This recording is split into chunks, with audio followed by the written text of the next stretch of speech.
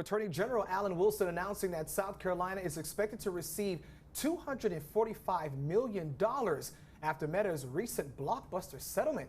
Meta was on trial after 29 states, including South Carolina, claimed that the company purposely designed its platforms to addict children, mislead the public over their safety, and improperly collected data from children under 13. Now, Meta has to pony up $17 billion.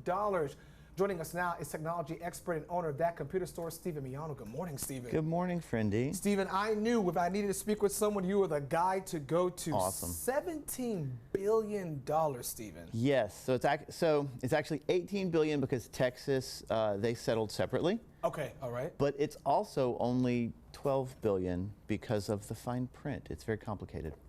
Now, it's important to note that Meta is not admitting any wrongdoing. Yes, it is very important to note they are not admitting any wrongdoing. It is a settlement. They aren't claiming that they are guilty of anything. They're just like, oh yeah, we'll just pay this $18 billion, $17 billion. Oh, so Stephen, we got to get to this first part. Let's look at the other side here. Yeah. Not to be grumpy or anything. Sure. But some people might look at this and say, okay, these kids who are using Meta, you know, you're a teenager, you know right from wrong, you know when to stop scrolling. It's not our fault. Right, it's not our fault that you're misusing our product, blah, blah, blah. Yeah. Okay, so a ton of money has gone into research, social science in essentially how to get kids or adults to not be able to move away. It's been compared to being a drug. It is akin to that sort of dopamine high where you know, we've all been trapped in the doom scroll where you're looking at a thing and you're like, oh, just one more cat video, just one more, you know, cool puppy dog video.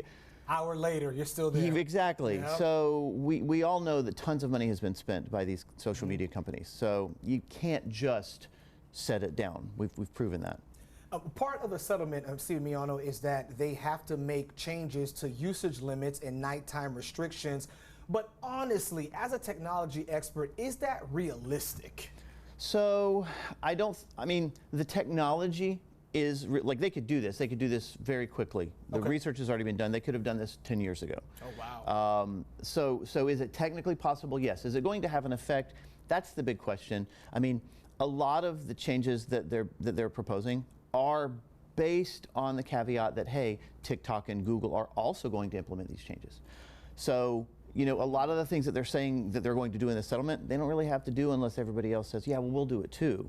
So speaking of which, we actually have a full screen. Let's go ahead and put that full screen up. We have 3 of the factors that we're taking a look at. One of the things, Miano, nighttime blocks restricting children's access to Meta platforms from 12 a.m. to 6 a.m. Yeah. Now, I do think this is a good thing. You know, every engaged parent has struggled with this. Like, hey, you need to sleep. You don't need to doom scroll. So I do think this is a good thing. These aren't bad things. These are things that should have been done years ago to protect kids.